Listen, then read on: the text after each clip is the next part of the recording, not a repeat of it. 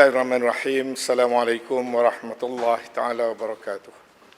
Alhamdulillah rabbil alamin wassalatu wassalamu ala asyrafil anbiya'i wal mursalin wa ala alihi wa sahbihi ajma'in. Tuan yang dipertua, seramai 9 orang daripada ahli-ahli yang berhormat telah menyentuh perkara-perkara yang berkaitan dengan Kementerian Wilayah Persekutuan dalam perbahasan menyokong usul menjunjung kasih atas ucapan Seri Paduka Baginda Yang di-Pertuan Agong.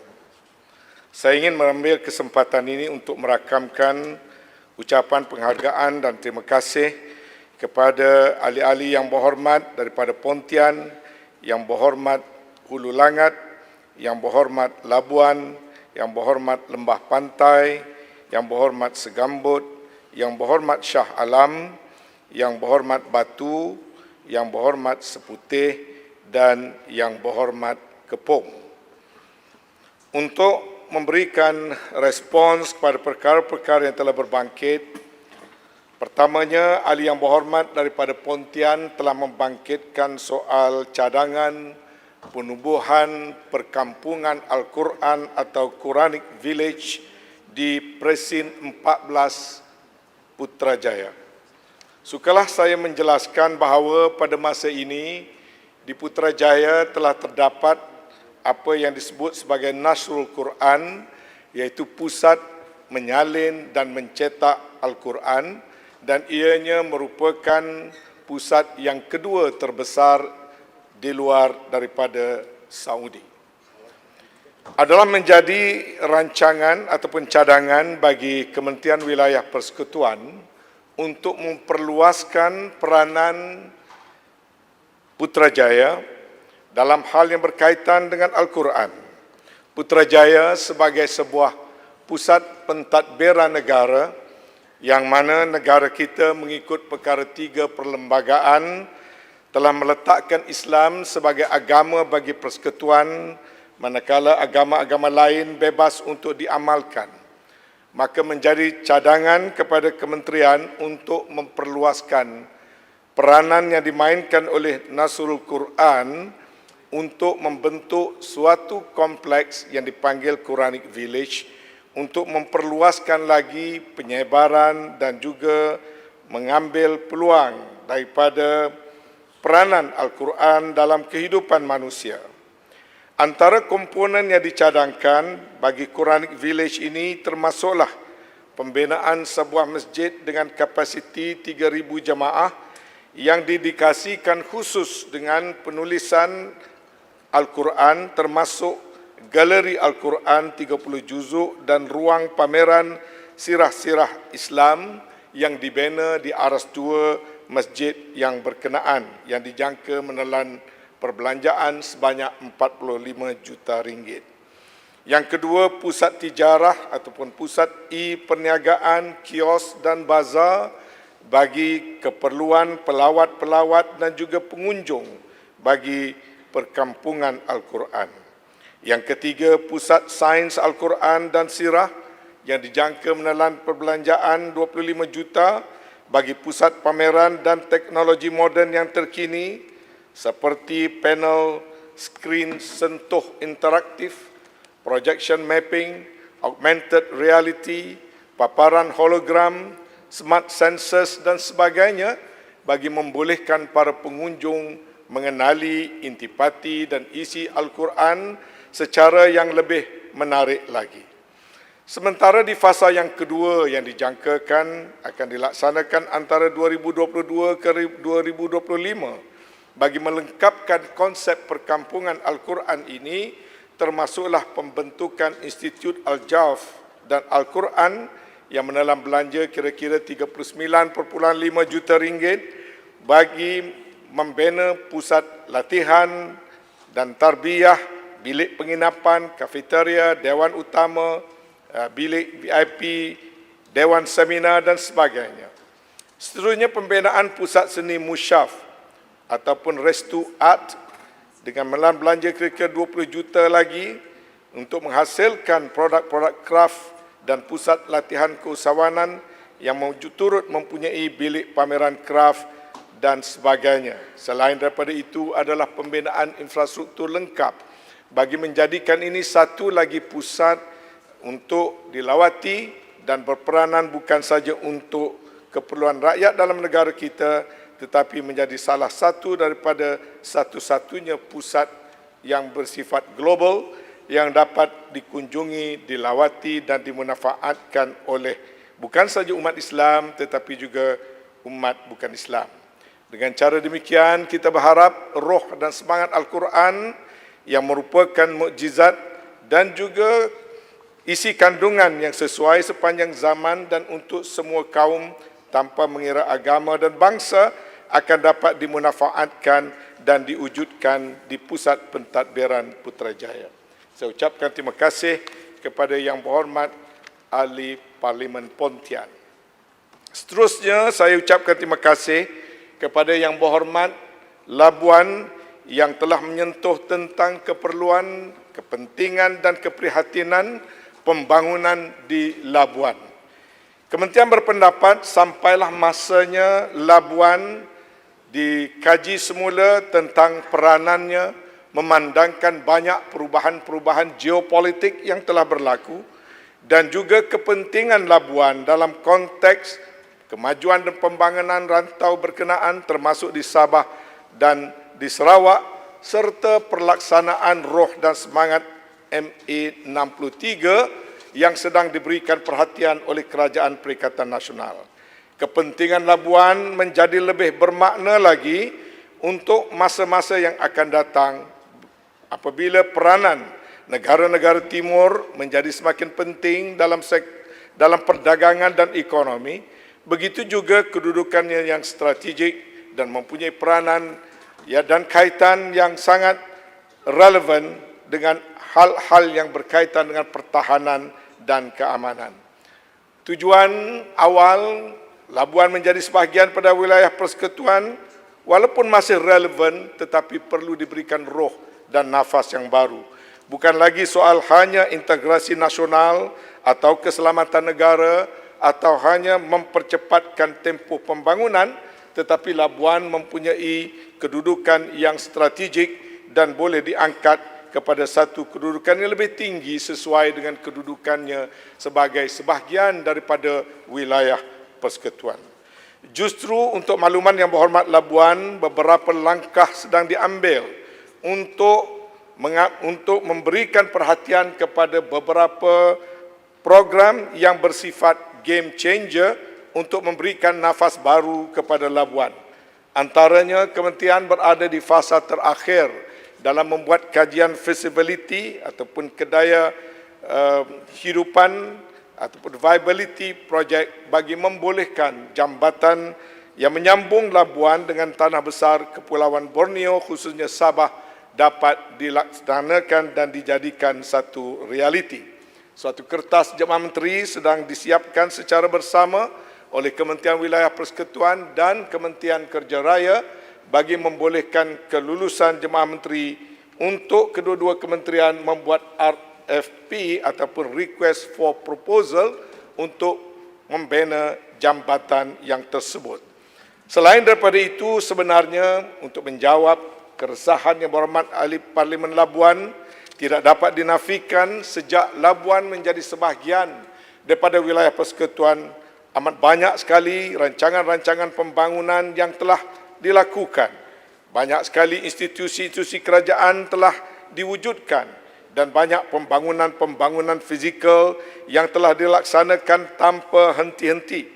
Antara projek-projek pembangunan fizikal seperti mana Yang Berhormat semua maklum yang rancak dilaksanakan sejak Labuan diberikan status sebagai pusat keuangan luar pesisir antarabangsa pada tahun 1990 ialah pembinaan dan meningkatkan prasarana asas seperti jalan raya persekutuan, pembinaan hospital baru, bekalan air, bekalan elektrik, menaikkan taraf kemudahan asas seperti kompleks sukan, taman rekreasi, seperti Taman Burung, Labuan, Taman Botanical, projek pembangunan lanskap, kompleks Ujana Keuangan dengan kos 360 juta, terminal lapangan terbang Labuan dengan peruntukan 120 juta, dan juga pembinaan kampus Universiti Sabah, Universiti Malaysia Sabah, kampus antarabangsa Labuan pada tahun 1999 dan pembinaan kolej matrikulasi dan sebagainya.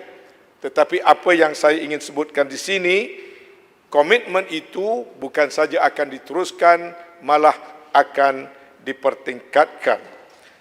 Beberapa kementerian lain dengan kerjasama Kementerian Wilayah Persekutuan termasuk Jabatan Perdana Menteri bercadang untuk membina pusat pencerapan atau pusat ilmu falak di Labuan.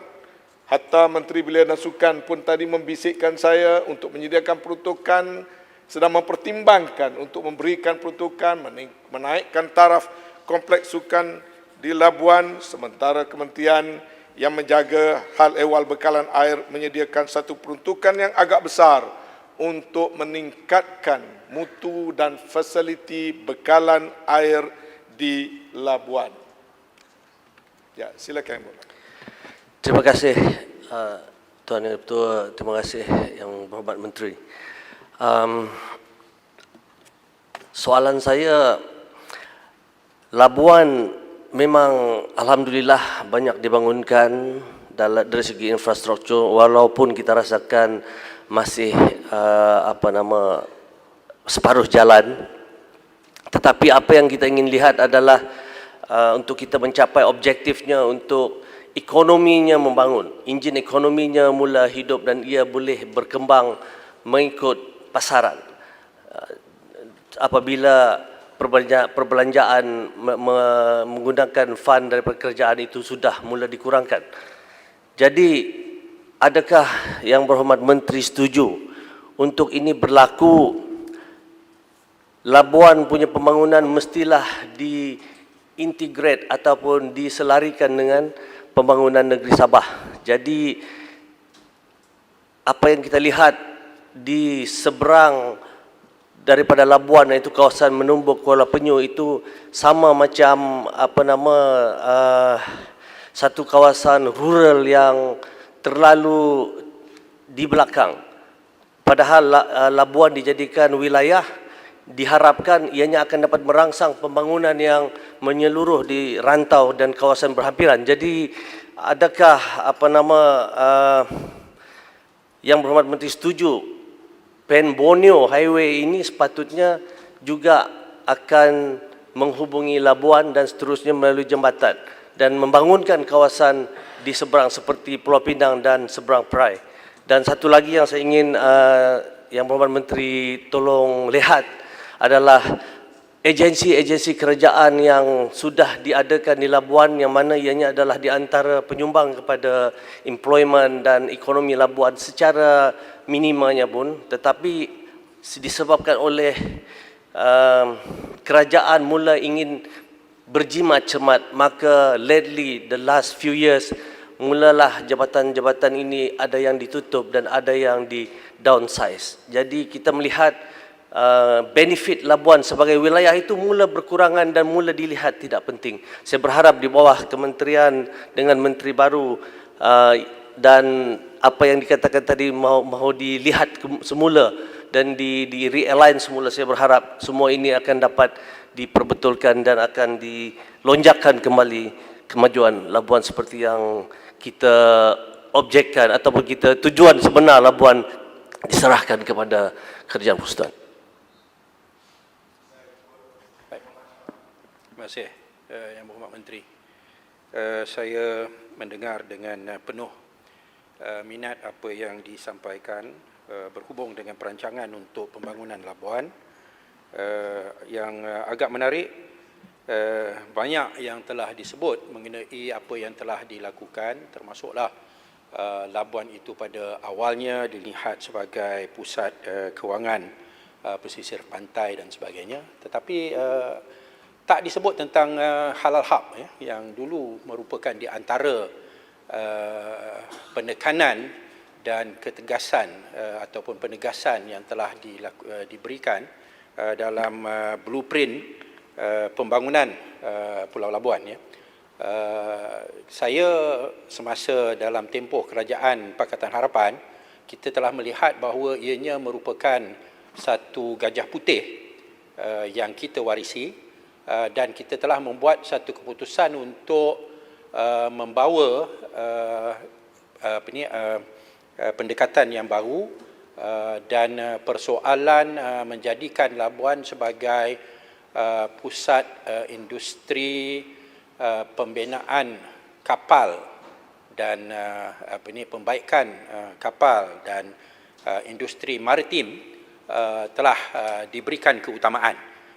Maka ianya boleh menghasilkan pekerjaan yang banyak dan apa yang telah dimulakan, saya pun dah lupa dah dia punya details dia, tetapi saya nak tahulah sama ada kementerian sekarang ini sedang masih lagi nak bawa pendekatan yang baru ini dan penegasan yang baru ini, ataupun masih nak menghidupkan kembali usaha halal hub yang telah dijalankan sekian lama tanpa mendatangkan hasil yang boleh dibanggakan. Terima kasih.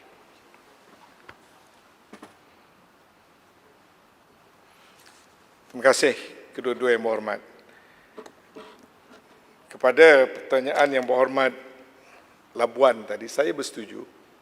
Sebenarnya ada banyak perkara yang boleh kita lakukan dan boleh kita lakukan bersama bagi memastikan Labuan dapat dibangunkan. Antara lain termasuklah peranan yang berhormat sendiri yang dulunya berada di satu pihak, sekarang tersalah pindah ke satu pihak yang lain. Saya menjemput yang berhormat kembali semula ke pangkal jalan dan dapat memainkan peranan yang lebih hebat lagi di saat kita ingin membangunkan Labuan. Dan saya percaya yang berhormat tentunya yakin itu tidak berupa satu rasuah, melainkan merupakan satu tanggungjawab yang berhormat, yang besar, dan saya tahu yang berhormat berkemampuan untuk berbuat demikian. Sebenarnya untuk makluman yang berhormat, macam saya kata, saya bersetuju. Sebab itu kita perlu melihat Labuan sekarang ini dalam konteks regional development yang lebih besar. Kita perlu revisit.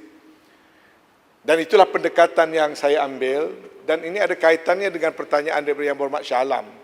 Waktu satu ketika dulu dicadangkan Labuan menjadi satu daripada pusat pengeluaran produk halal ataupun halal hub, yang mana satu kawasan yang agak besar, bukan saja kawasan, malah kompleks halal hub telah pun siap dibina.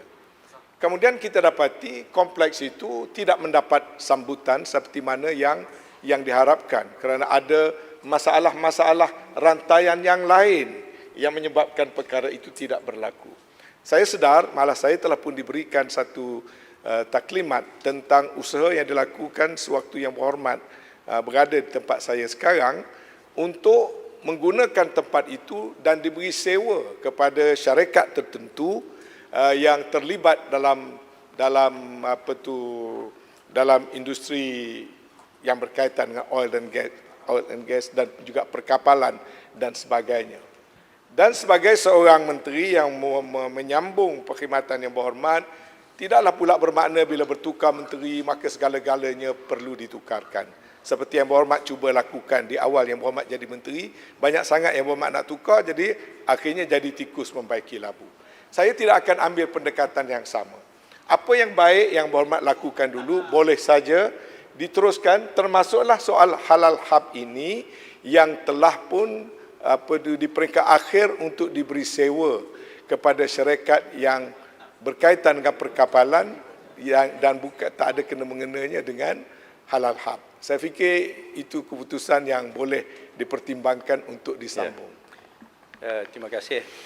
Saya ucapkan kepada Menteri Wilayah yang baru kerana sudi untuk meneruskan sesuatu keputusan yang kita telah lakukan selepas menilai sekian lama, iaitu selepas setahun lebih, bagaimana halal hub itu yang telah menelan belanja 80 juta tetapi akhirnya menjadi gajah putih. Itulah sebabnya, di antara sebab mengapa bila saya dengar tadi apa yang dirancangkan untuk Putrajaya pun, saya pun risau. Kerana Kerajaan Barisan Nasional dan sekarang ni orang nama sebagai Perikatan Nasional, tapi saya tahu dia Perikatan Nasional, tapi oleh kerana tak berdaftar, maka orang boleh nama ikut suka lah kan. Saya naik risau juga pasal tadi bila cerita tentang Putrajaya tu, ini berpuluh juta, itu berpuluh juta, ini berpuluh juta. Saya duk kira-kira dah dekat 200 juta dah. Ya, tu tak ambil kira lagi stadium yang nak, saya dengar lah, nak dibina di Putrajaya dan sebagainya. Ya. So bagi saya, di antara pengalaman bila saya mengambil alih kerajaan ataupun bukan saya mengambil alih kerajaan, ambil alih kementerian, ialah saya melihat bahawa ada projek-projek yang dilakukan macam seolah-olah suka nak belanja duit, tetapi dari segi hasil dan pulangan tak begitu diutamakan, sehingga projek Halal Hub itu telah dijalankan berpuluh tahun tanpa pulangan dan tak ada keputusan untuk mengubah dan menilai kembali. Saya ucapkan tahniahlah kepada Menteri Wilayah yang baru yang sanggup membuat penilaian yang baru tentang peranan Labuan. Saya rasa soal tourism, soal fishing punya industri, soal maritime punya industri, ya, ini merupakan areas dengan izin yang lebih berpotensi dan boleh menjamin pulangan yang baik. Saya harap pendekatan belanja supaya nak belanja tanpa mengambil kira pulangan tidak akan diteruskan oleh kerajaan yang baru. Dan minta maaf ya, saya tak cuba baiki sebagai tikus membaiki labu lah. Kita buat atas kajian bersama dengan pegawai-pegawai kementerian yang telah memberikan sokongan dan sumbangan. Terima kasih Muhammad. Yang cukup bermakna. Barangkali saya mencadangkan Muhammad supaya banyak beristighfar dan dengar bait-bait ayat yang saya terangkan tadi. Saya memberitahu bahawasanya kita dalam perancangan, segala-galanya bermula dengan perancangan. Takkanlah rancang nak bina masjid dengan Al-Quran pun yang Muhammad nak bangkang. Jadi pilih-pilih je lah kalau perkara yang nak ada bangkangan. Yang Muhammad duduk dulu, bagi saya selesai dulu. Ya. Yang Muhammad boleh, kalau speaker bagi sampai petang pun tak ada masalah. No problem. Ya. Kita sudah sebutkan tadi, itu perancangan. Dan memanglah jumlah kesemua sekali dalam perancangan untuk Quranic Village itu melebihi 100 juta.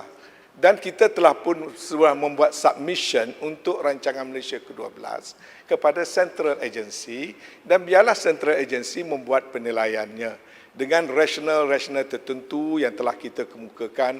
Adalah menjadi tanggungjawab kepada sesebuah kerajaan itu untuk merancangkan sesuatu itu dengan teliti, dan setiap perancangan itu harus memandang ke hadapan.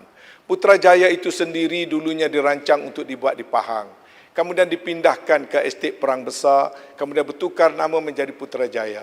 Daripada sebuah ladang getah yang biasa, hari ini yang berhormat telah melihat bagaimana Putrajaya telah dibangunkan oleh kerajaan yang bertanggungjawab, wujud seperti mana yang ada pada hari ini. Dan sekarang sampailah masanya untuk Putrajaya bukan saja indah dari segi perancangan fizikalnya, lanskapnya dan juga seni benanya, tetapi untuk dilengkapkan dengan roh Al-Quran, roh Islam, roh dakwah yang boleh dimanfaatkan bukan untuk rakyat Malaysia sahaja, tetapi untuk rakyat di seluruh dunia khususnya, kerana Putrajaya dikunjungi oleh mereka yang datang daripada seantero dunia. Ada lagi yang Muhammad? Okey, silakan. Saya memanglah niatnya bunyinya cukup baik, ya. Samalah macam Halal Hub.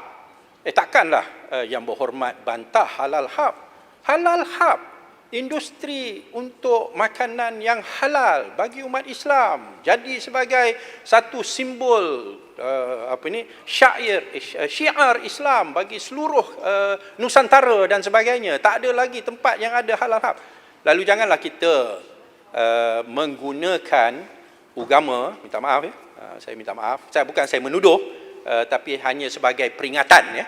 Macam menteri yang kata kelapa sawit itu anugerah Allah, macam seolah-olah minyak lain bukan, ya. Janganlah ni menggunakan agama, ya. Janganlah kita menggunakan agama untuk melakukan sesuatu yang pada dasarnya sepatutnya ada kajian, ya. Dan saya harap apa yang dikatakan oleh Menteri Wilayah tadi, ada perancangan, ada kajian. Pasal kita nak belanja duit rakyat. Jangan kita rasa atas sebab kita nak buat masjid, atas sebab kita nak buat Quranic village, maka atas sebab Islam, maka kita tak payah teliti, tak payah bertanggungjawab, tak ada pertanggungjawaban.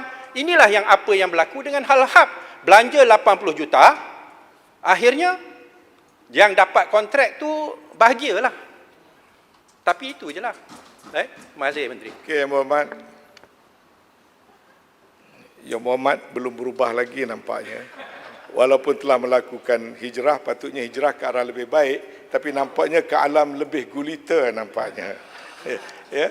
Kadang-kadang apa yang saya tak kata, Yang Berhormat kata. Apa yang saya tak sebut di sini, Yang Berhormat sebut. Malangnya saya cuma diberi masa 45 minit. Kalau boleh ada masa panjang, memang sedap nak duduk dengan Yang Berhormat ni. Sebab Yang Berhormat ni memang antara ahli parlimen yang perlu disekolahkan. Sebab Yang Berhormat ni saya nampak baik. Boleh saya teruskan pada perkara yang lebih substantif. Saya perlu disekolahkan, tapi bukan daripada boleh Yang Berhormat lah ya. Minta maaf. Silakan. Tuan Yang Dipertua. Yang Berhormat dah balik dah? Saya pukul 1 ada appointment. Saya tunggu sampai pukul 1. Itu satu contoh bagaimana dia provoke. Betul lah tadi Menteri Kanan. Bukan saya provoke. Dia tak apa. Saya beri peringatan. Tuan Menteri patut berterima kasih. Okey, Muhammad. Silakan. Semoga Yang Muhammad selamat di jalanan. Baik, tak ada masalah. Hai Menteri, orang yang kalah jadi Menteri Kanan jadi Menteri apa, malulah. Ya, Tuan Yang Dipertua, Silakan. lupa makan ubat ke belakang tu? Dalam peraturan Dewan, waktu floor saya, kalau nak bercakap, bangun minta izin. Betul. Bila saya duduk, Yang Muhammad bercakap. Kalau saya bercakap, Yang Muhammad jangan bangun. Dah jadi menteri 2 tahun pun tak cukup lagi disekolahkan. Inilah jadi masalah. Tuan Yang Dipertua, izinkan saya menyambung cadangan Yang Berhormat Labuan tadi. Saya katakan satu cadangan yang baik untuk dijadikan Labuan dari segi perancangan supaya terangkum dengan pembangunan di Sabah dan Sarawak dalam bentuk konektiviti di bawah PEN Borneo. Malangnya dah pukul 1. Dah pukul 1 dah. Dah pukul 1. Saya minta maaf, kita sambung. Saya hentikan persidangan kali ini, disambung pada pukul 2.30 nanti. Yang Berhormat Menteri Wilayah Persekutuan untuk menyambung jawapan beliau. Masa tinggal hampir 18 minit. Assalamualaikum warahmatullahi wabarakatuh. YB Menteri. Pontian. Tuan Yang Dipertua, Pontian, Ya. belum start lagi boleh bangun. Dia duduk dulu sekejap. Maaf Pontian. Sebentar.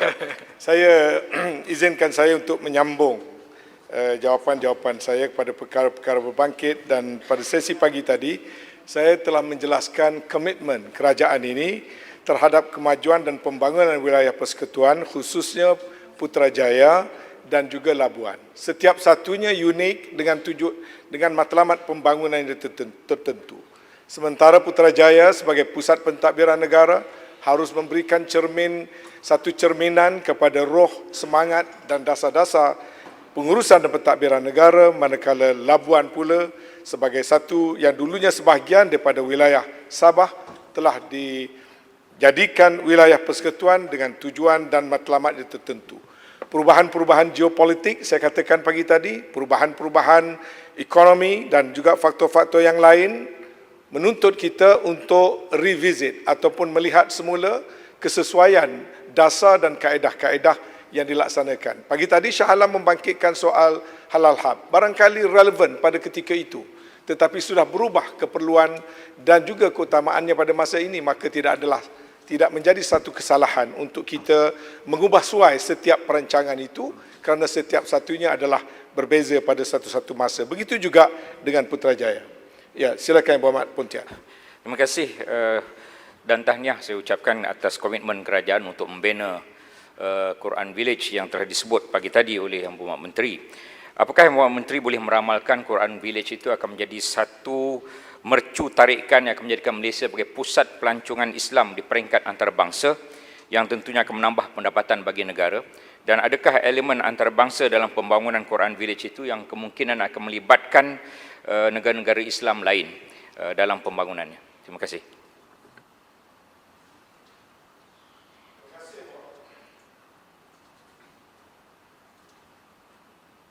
Terima kasih Yang Berhormat. Seperti mana Yang Berhormat sedia maklum, Nasrul Quran yang sebenarnya Yang Berhormat adalah salah seorang daripada pemegang amanah Yayasan Restu,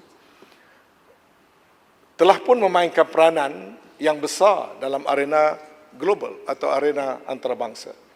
Sehingga kini, seperti mana yang kita semua tahu, sudah lebih daripada 2 juta naskah Al-Quran dan kitab-kitab yang telah disalin dan dicetak semula dan telah diedarkan ke banyak negara-negara, termasuk negara-negara di rantau ASEAN, Kemboja, Indonesia dan sebagainya. Artinya pada masa ini pun Nasrul Quran itu sudah merupakan satu pusat yang mempunyai peranan di peringkat antarabangsa. Quranic Village akan mengangkat kedudukan ataupun melengkapkan lagi Nasrul Quran dengan cabang-cabang yang akan meletakkan peranan ataupun sumbangan pengertian, penghayatan Al-Quran kepada tahap yang lebih tinggi lagi. Mungkin untuk Yang Berhormat, kerana Yang Berhormat seorang suka berpantun, saya jawab dalam bentuk pantun. Ya? Sebab Pontian ni raja pantun satu ketika dulu. Al-Quran itu satu mukjizat. Ia sesuai sepanjang zaman. Al-Quran untuk manusia sejagat, tak mengira bangsa maupun keturunan. Komponen-komponen dalam pembangunan Quranic Village, saya telah sebutkan pagi tadi, kebetulan Yang Berhormat tak berkesempatan untuk hadir, termasuklah antara lainnya Pusat Tijarah, Pusat Sains Quran dan Sirah, dan juga Institut Al-Jauf adalah antara institusi-institusi yang terbuka kepada masyarakat antarabangsa dengan mendukung penghayatan, roh dan penyebaran ilmu Al-Quran itu sendiri. Nasrul Quran adalah membawa maksud penyebaran dan penyampaian mesej Al-Quran. Tuan Dipertua, izinkan saya untuk berpindah kepada tajuk seterusnya yang telah dikemukakan ataupun persoalan yang telah dibangkitkan oleh Yang Berhormat Lembah Pantai yang telah menyentuh tentang cadangan Kementerian Wilayah Persekutuan untuk meletakkan lebih 5,000 kamera di segenap penjuru Kuala Lumpur bagi menjayakan hasrat menjadikan Kuala Lumpur sebagai apa yang diistilahkan sebagai safe city. Kita telah terdengar baru-baru ini satu laporan yang telah dikemukakan bahawasanya kadar jenayah di Kuala Lumpur adalah tinggi. Seperti mana yang kita tahu, kaedah pembenterasan jenayah itu ada berbagai-bagai cara yang dilakukan oleh pelbagai agensi. Satu daripada kaedah yang diguna pakai oleh bandar-bandar di seluruh dunia ialah untuk memastikan apa juga yang berlaku dalam sesebuah bandar itu dapat dirakamkan supaya tindakan-tindakan yang cepat dapat diambil apabila berlaku sesuatu kes jenayah, kemalangan, bencana ataupun hal-hal lain yang berkaitan dengan urban management termasuk trafik, flash floods dengan izin dan sebagainya. Kuala Lumpur masih berada jauh di belakang kalau kita bandingkan dengan ibu kota lain daripada sudut ratio pemasangan surveillance cameras ataupun CCTV berdasarkan kepada 1,000 penduduk. Misalnya di Bandaraya Beijing, 56 kamera bagi setiap 1,000 penduduk. Bandaraya London, 67 kamera bagi setiap 1,000 penduduk. Hatta jiran kita, Singapura, 15 kamera bagi setiap 1,000 penduduk. Kota Bangkok, 5 kamera bagi setiap 1,000 penduduk. Kuala Lumpur masih berada di tahap kira-kira bawah daripada 3 kamera bagi 1,000 penduduk. Kementerian berpendapat sampailah masanya untuk kita menaikkan taraf. Kamera-kamera yang dipasang sebelum daripada ini adalah untuk tujuan-tujuan spesifik dan berbeza-beza. Ada kamera yang dipasang untuk pengawalan trafik.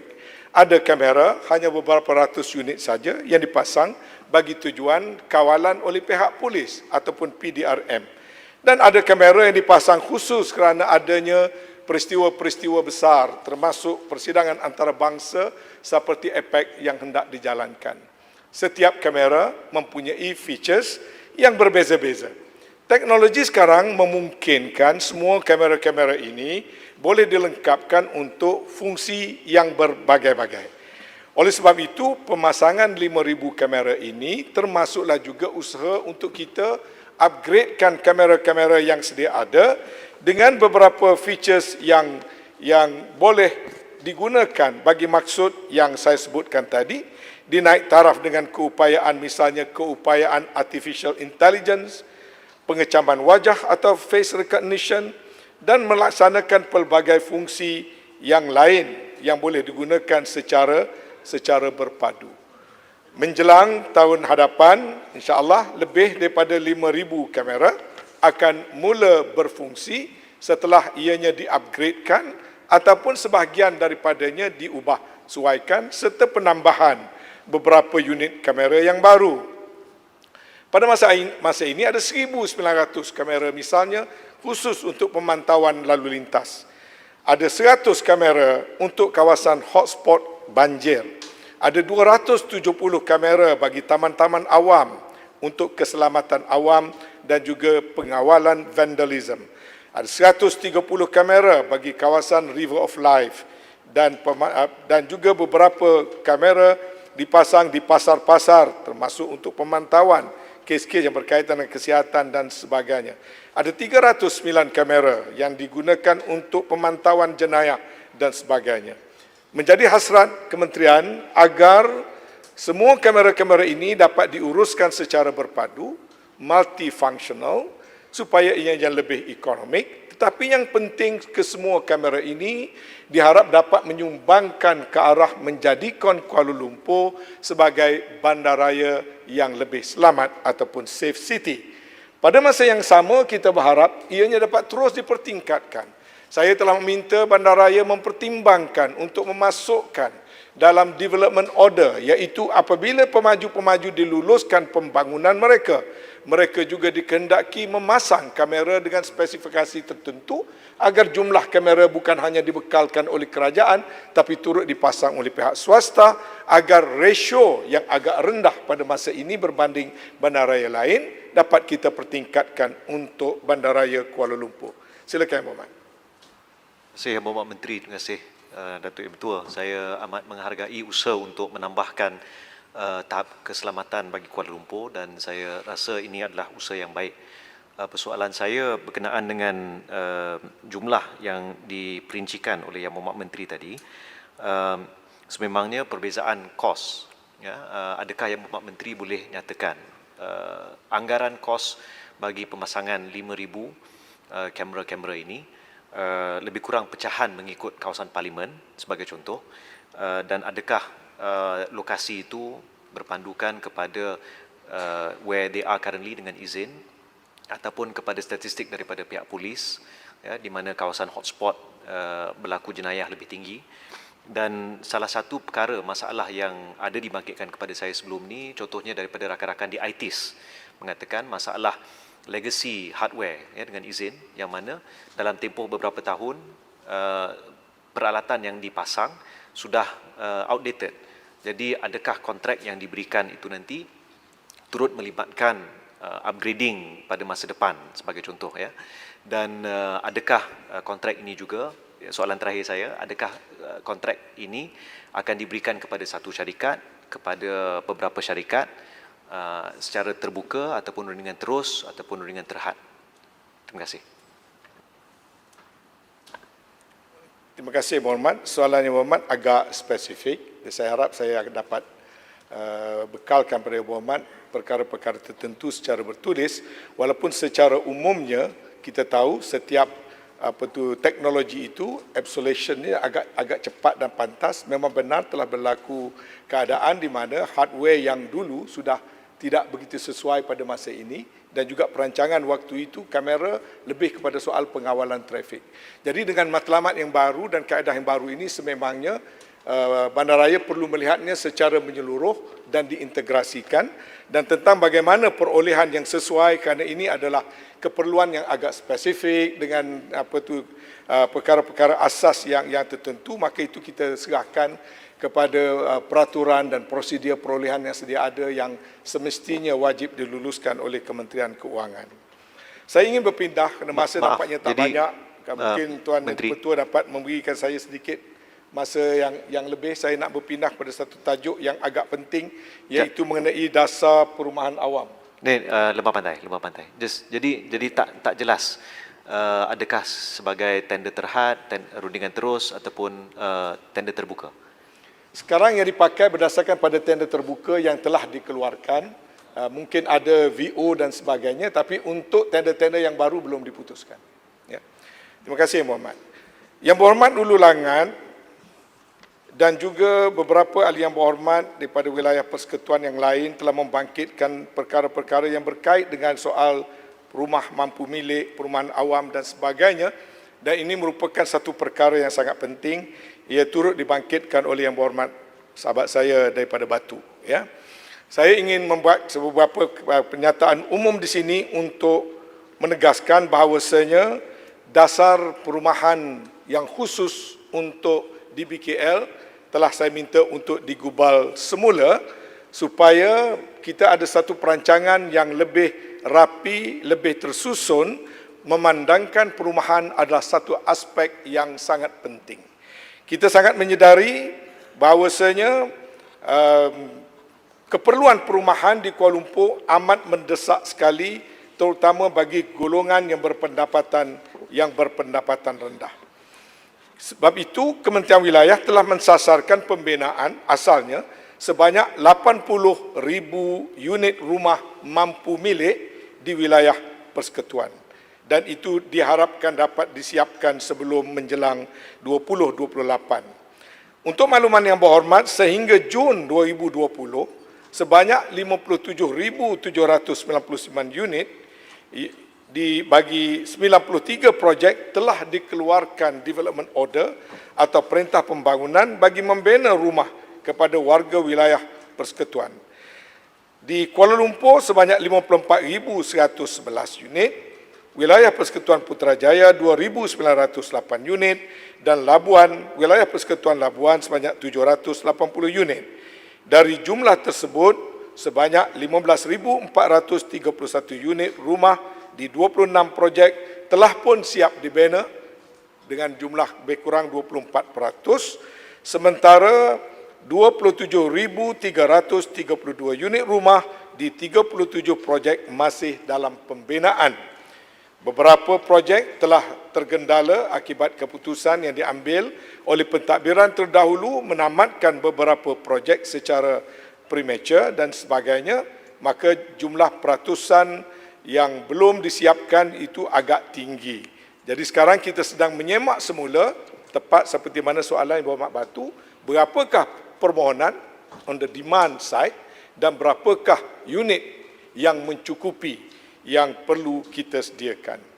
Tapi soal perumahan bukan hanya terbatas kepada rumah-rumah yang hendak dibeli, tetapi ramai warga kota yang memerlukan rumah-rumah sewa pada harga yang berpatutan. Untuk itu, Dewan Bandaraya Kuala Lumpur telah diminta untuk menyediakan satu dasar, menyediakan rumah-rumah yang disewa yang mencukupi apa yang disebut sebagai council homes. Dan ini adalah satu perancangan terbaru untuk mengenal pasti kawasan dan tapak yang boleh dibina rumah-rumah yang mana boleh disewa pada harga ataupun kadar yang dimampui bagi tempoh-tempoh terhad, misalnya sekadar untuk 5 tahun sebelum mereka mendapat ataupun mencapai tahap keupayaan membeli rumah-rumah mampu milik yang disediakan. Dicadangkan sebanyak lebih kurang 1,251 unit yang sedang dibina dan hampir siap tidak berapa lama lagi, dan jumlah ini akan ditambah mengikut keperluan kajian yang dijalankan sekarang. Terima kasih Menteri. Balik kepada isu perumahan. Mohon saya baik hati Menteri untuk jelaskan ataupun bagi tahu angka yang sebenarnya berkaitan dengan permohonan rumah dan juga unit rumah yang tinggal. Terima kasih.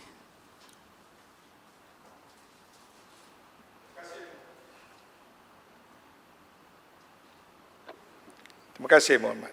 Yang Berhormat mahu tahu angka yang tepat. Saya berikan pada Yang Berhormat di sini.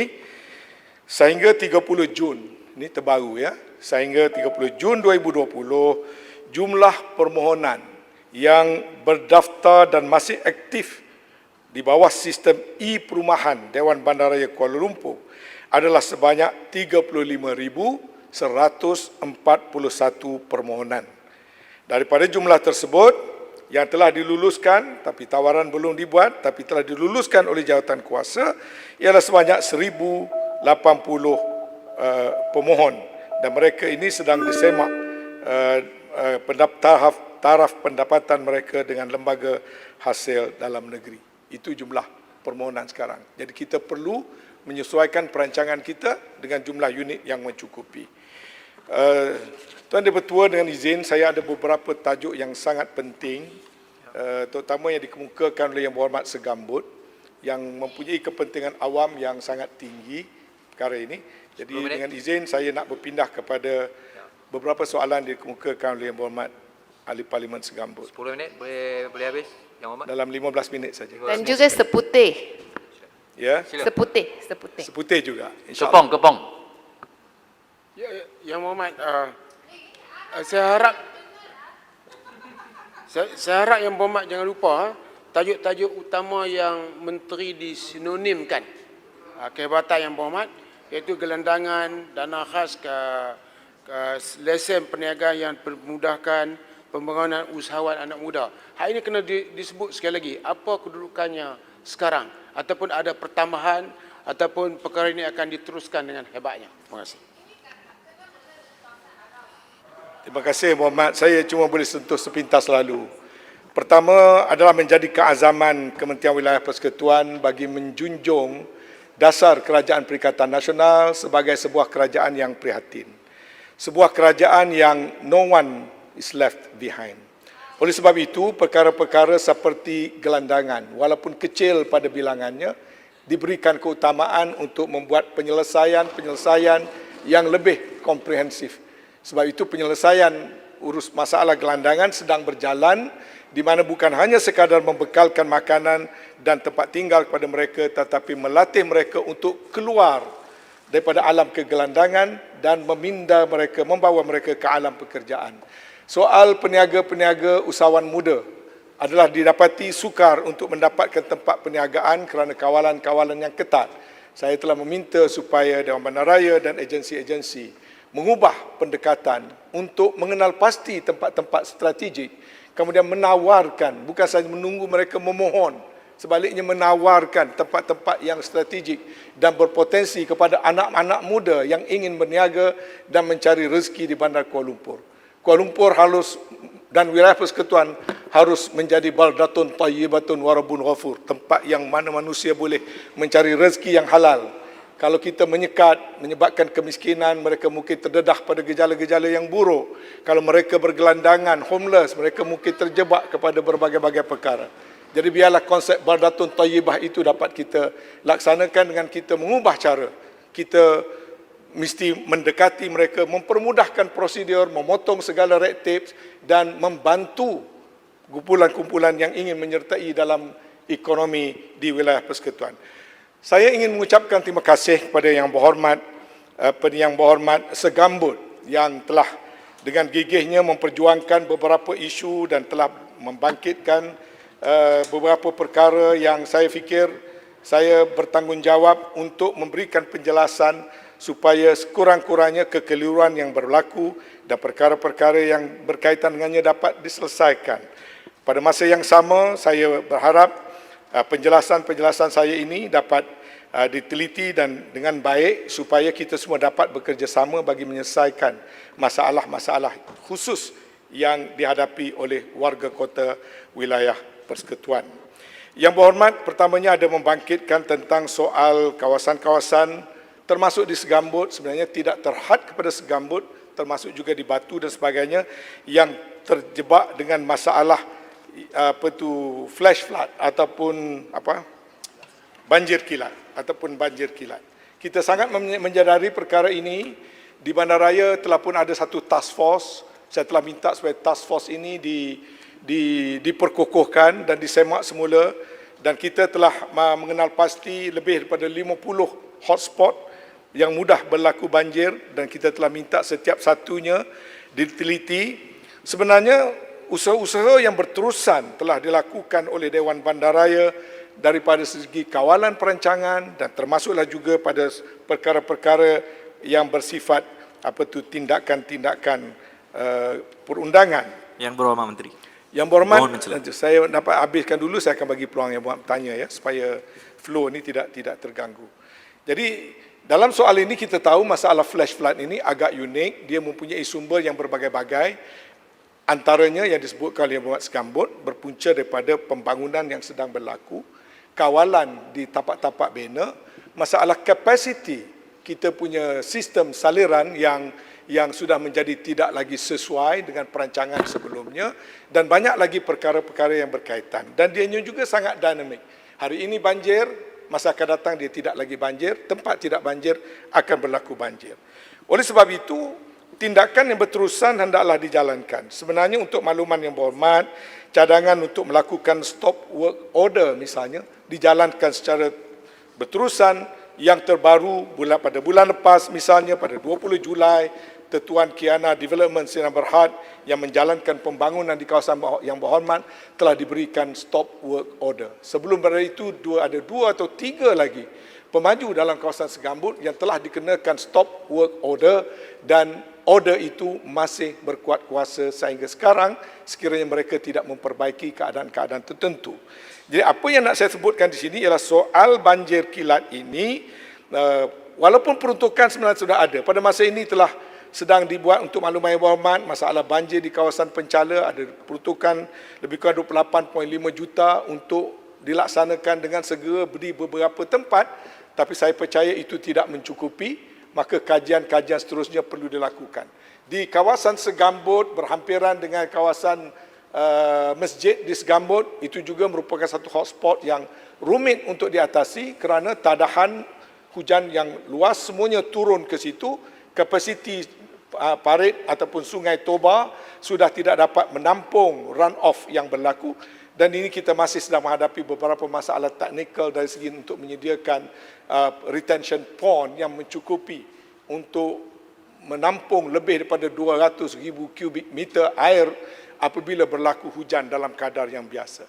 Jadi apa yang saya nak beri penegasan di sini, apa yang dibawa oleh Yang Berhormat juga adalah yang telah dibawa oleh Persatuan-Persatuan Penduduk, yang telah dibawa oleh MPP, telah dibawa oleh UMNO, oleh PAS dan sebagainya. Artinya dia merupakan satu public outcry. Jadi saya telah meminta supaya aspek ini diberikan perhatian yang serius, dikaji secara menyeluruh untuk ianya diatasi. Perkara yang lebih penting, lebih besar yang hendak saya maklumkan di sini ialah Yang Berhormat Menteri, Yang Berhormat ada mengemukakan beberapa berkaitan banjir. soalan. Datuk Speaker, mohon mencela, berkaitan banjir. Ya, sila.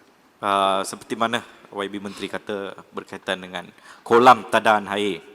Di Parlimen Batu ada 2 kolam tadaan air, di mana kolam Nyanyang dengan kolam Wayu yang kini didapati pencemaran yang sangat teruk.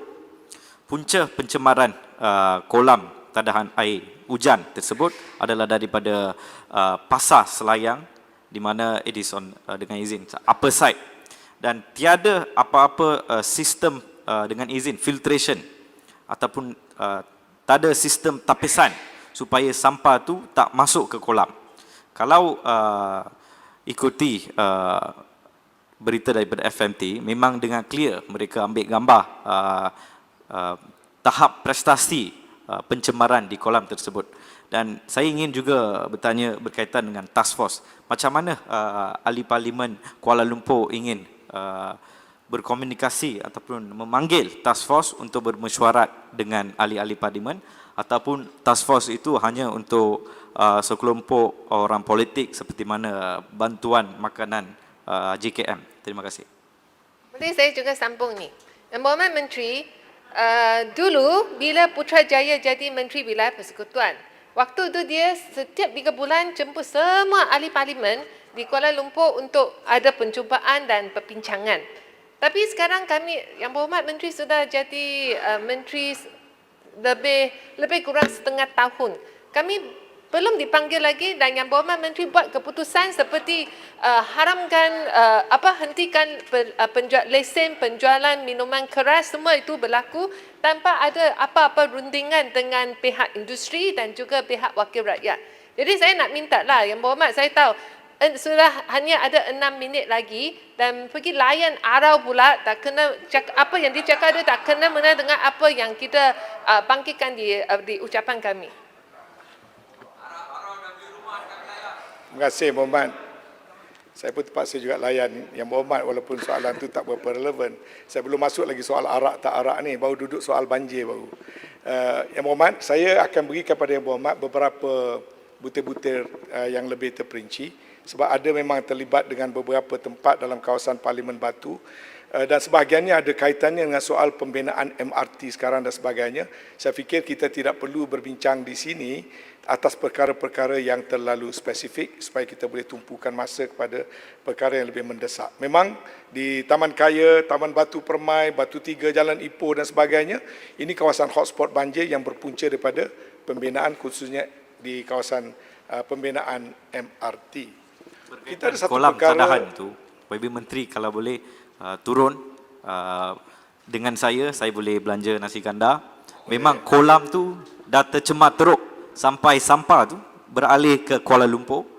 Kalau Kuala Lumpur banjir, maksudnya memang punca daripada kolam tadahan air tu. Terima kasih.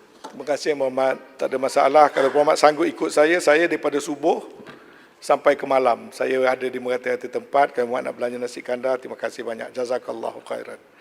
Saya nak menyentuh satu perkara yang sangat sensitif di sini dan saya nak menjelaskan perkara ini kerana ia telah banyak juga dipolitikkan, iaitu berhubung dengan apa yang dibangkitkan oleh Segambut berhubung dengan beberapa isu tanah di sekitar Segambut. Yang pertama sekali Yang Berhormat ada mencadangkan tentang perkara secara spesifik. Yang Berhormat menyebut tentang lot 52998 di lot nombor 81242 dan 81243 Mukim Batu yang Berhormat cadangkan supaya tempat itu apa salahnya dijadikan kawasan jogging dan sebagainya. Saya telah menyemak title tanah-tanah berkenaan mempunyai syarat-syarat nyata yang jelas, ianya adalah tanah-tanah untuk perumahan dan juga tanah untuk pembangunan bercampur, bukan tanah kawasan lapang. Maka sebagai negeri yang menghormati rule of law, tidaklah boleh kita sewenang-wenangnya menukarkan tanah demikian untuk menjadi kawasan-kawasan lapang. Walaupun saya sebenarnya sangat memahami Yang Berhormat inginkan penduduk di sekitar Mount Kiara dapat mempunyai kawasan-kawasan untuk beriadah. Kita akan tengok mungkin ada cara-cara lain yang boleh kita lakukan bagi mencapai matlamat yang sama. Minta penjelasan Yang Berhormat Menteri mengenai dua tanah lot tersebut. Adakah pemberi milikan tanah telah berlaku dan kepada siapa tanah ini telah diberikan? Terima kasih Yang Berhormat. Tanah itu tidak diberi milik ke sesiapa, dia masih milik PTP, Pesuruhjaya Tanah Persekutuan. Maka saya rasa boleh kerajaan pertimbangkan cadangan untuk menjadikan dua tanah lot itu padang ataupun taman rekreasi di Mount Kiara kerana populasi penduduk semasa tahun planning berlaku untuk kawasan situ memang tak ada satu padang pun. Saya pun tak tahu macam mana Menteri dulu boleh luluskan pembangunan kawasan yang begitu padat tak ada tempat rekreasi. Terima kasih. Terima kasih Yang Berhormat. Seperti mana yang saya telah maklumkan, sesuatu pembangunan harus ikut peraturan undang-undang dan juga pelan-pelan struktur yang sedia ada. Di bawah pelan struktur 2020 dan juga pelan struktur 2040 yang bakal digazetkan, kedua-dua tanah ini tidak termasuk dalam golongan ataupun dalam kategori tanah kawasan lapang. Itu adalah suatu fakta yang pasti. Jadi Yang Berhormat Menteri minta penjelasan sekali lagi mengenai local plan untuk dua tapak ini. Sebenarnya highway reserve. Jadi kalau ikut local plan, dia highway reserve tak sepatutnya jadi kawasan perumahan juga. Terima kasih Muhammad. Seperti saya jelaskan tadi, tanah ini adalah tanah reserve kerajaan milik PTP dengan syarat nyata yang tertentu. Itu fakta yang ada pada masa ini. Yang kedua, instrumen perancangan iaitu plan struktur dan juga local plan setakat yang ada termasuk yang belum digazet, ianya juga bukan kawasan lapang. Dia mungkin asalnya merupakan jalan access reserve yang disediakan untuk highway. Dia lebih merupakan tanah reja ataupun tanah yang berbaki daripada reserve tersebut. Walau bagaimanapun, kita boleh meneliti perkara ini berasaskan pada syur yang dikemukakan oleh Muhammad. Lagipun soal riadah di bandar-bandar besar bukan lagi hanya riadah di kawasan lapang dan terbuka, kerana banyak pemaju-pemaju menyediakan kawasan riadah dalam kawasan masing-masing menggunakan kaedah-kaedah moden, indoor facilities dan juga elevated facilities untuk makluman. Yang berhormat juga ada menyebut tentang Taman Tugu yang mana yang berhormat minta supaya ianya dipastikan dipindahkan kepada Amanah Warisan Negara atau AWAN. Untuk makluman ya, tanah ini seluas 66 ekar. Saya telah menyemak status tanah ini yang berhormat. Tanah ini kategorinya kategori bangunan. Setakat ini keputusan kerajaan ialah untuk menyerahkan tanah ini untuk diuruskan oleh Badan Amanah atau yang disebut sebagai Amanah Warisan Negara sebagai sebuah taman rekreasi yang digunakan oleh orang awam. Kita telah mengambil langkah-langkah tertentu untuk memastikan syarat nyata tadi, iaitu tanah pada kategori bangunan diubah selari dengan apa yang telah diputuskan oleh kerajaan, ianya harus menjadi taman awam. Dan bukan itu saja, kita akan mengambil tindakan untuk mewartakan agar tanah ini selama-lamanya kekal hanya sebagai taman awam yang dinamakan Taman Tugu. Jadi itu saya boleh beri jaminan kepada Yang Berhormat, itu akan dilakukan. Yang Berhormat juga membangkitkan tentang Taman Persekutuan Bukit Kiara yang meliputi beberapa lot, khususnya 54265 dan lot 480 dan sebagainya. Saya akan beri butir-butir secara terperinci pada Yang Berhormat kerana banyak menimbulkan kekeliruan. Tanah yang dimaksudkan dengan Taman Persekutuan itu ada beberapa lot dan lot-lot yang kecil. Untuk makluman Yang Berhormat, tanah yang lot yang besar itu sudah pun digazetkan beberapa bulan yang lalu sebagai Taman Persekutuan yang kekal. Ada 2 lot kecil di situ yang tidak digazetkan kerana tanah itu telah dipajakkan sebelum pada ini kepada syarikat Mesan, ya, dan oleh kerana pajakan itu masih ada lagi beberapa tahun, maka dia tidak boleh digazetkan, tetapi kita akan harap dapat digazetkan setelah tempoh pajakan itu tamat. Jadi keseluruhan kawasan yang telah pun digazetkan itu melebihi 200 ekar, tetapi belum termasuk tanah-tanah yang saya maksudkan tadi. Ya, Yang Berhormat. Ya, Yang Berhormat. Saya rasa masa dah boleh saya, masa pun dah habis, saya nak habiskan poin ini saja, yang lain saya akan bagi secara bertulis. Terima kasih. Malangnya masa tidak begitu cukup. Ya. We have to be fair to other ministers yang akan menggulung.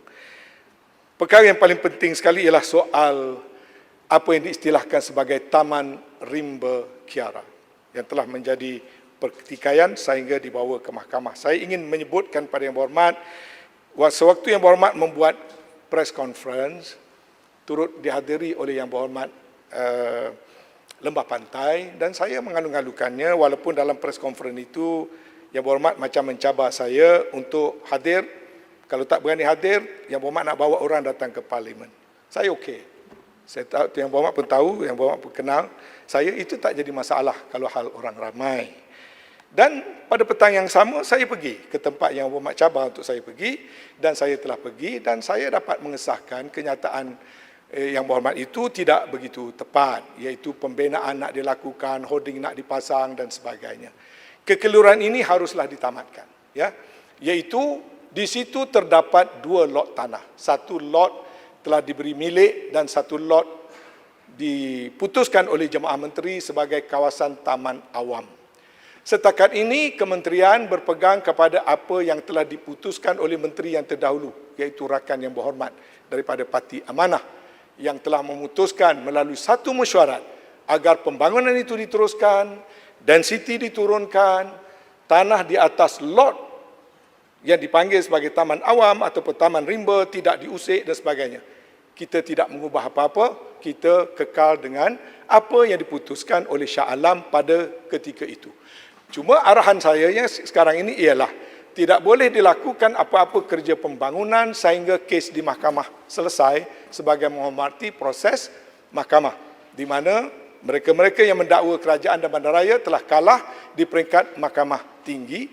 Walaupun mahkamah tinggi tidak memberikan stay atas keputusan itu, kita masih memilih untuk menunggu keputusan mahkamah. Jadi tidak akan ada sebarang kerja pembinaan walaupun atas tanah persendirian. Namun begitu Yang Berhormat berpeluang untuk membangunkan, memajukan, menaikkan taraf taman awam yang itu juga tidak dilakukan. Maka arahan saya pada bandaraya ialah jangan membuang masa, taman itu kalau boleh upgradekan demi kepentingan awam. Langkah-langkah penambahbaikan dan sebagainya atas tapak yang tidak ada kontroversi.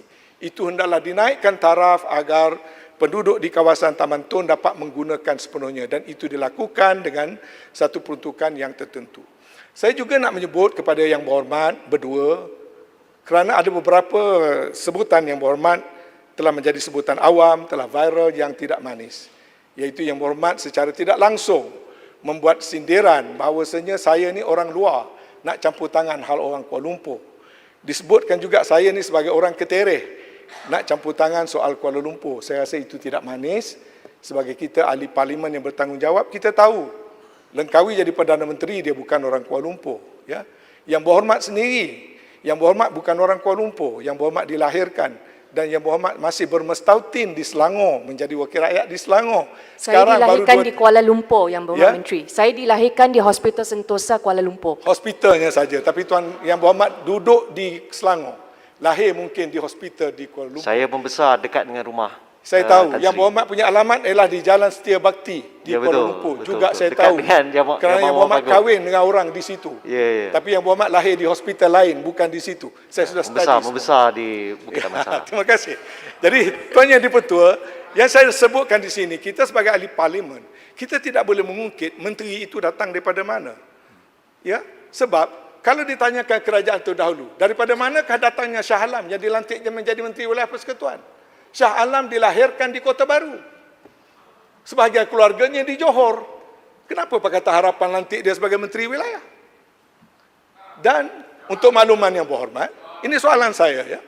Untuk makluman Yang Berhormat, sewaktu Yang Berhormat dilahirkan tahun 79, 4 tahun sebelum Yang Berhormat dilahirkan, saya sudah menjadi pemestautin di Kuala Lumpur.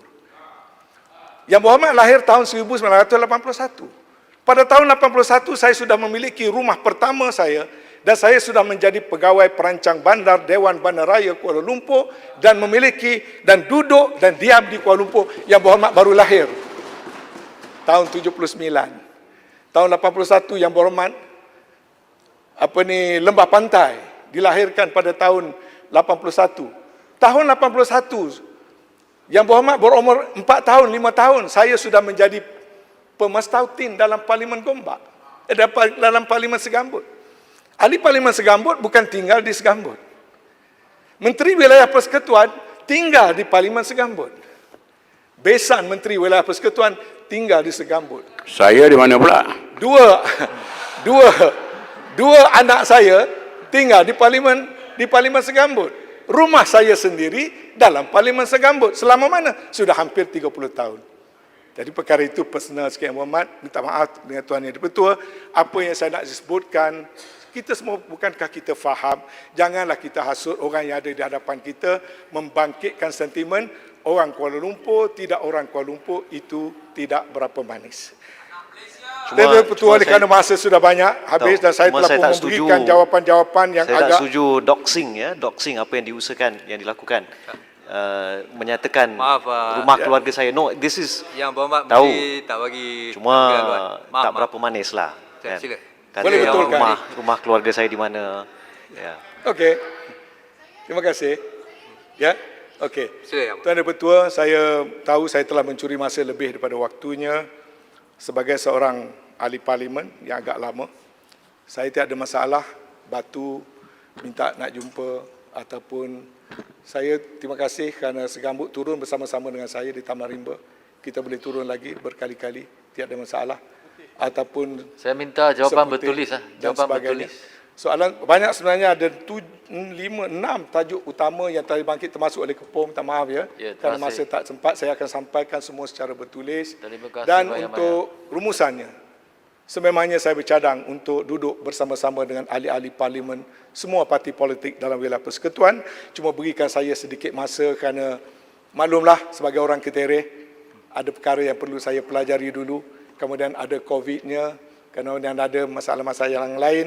Berikan saya sedikit masa, bila saya ready, saya akan jemput Yang Berhormat bersama dengan ahli-ahli parlimen wilayah persekutuan untuk duduk bersama-sama saya bincangkan soal-soal yang berkaitan dengan wilayah persekutuan. Sekali lagi terima kasih kepada semua ahli Yang Berhormat yang telah menyentuh hal ehwal yang berkaitan dengan portfolio Kementerian Wilayah Persekutuan. Terima kasih Tuan Dipertua. Assalamualaikum warahmatullahi wabarakatuh. Waalaikumsalam.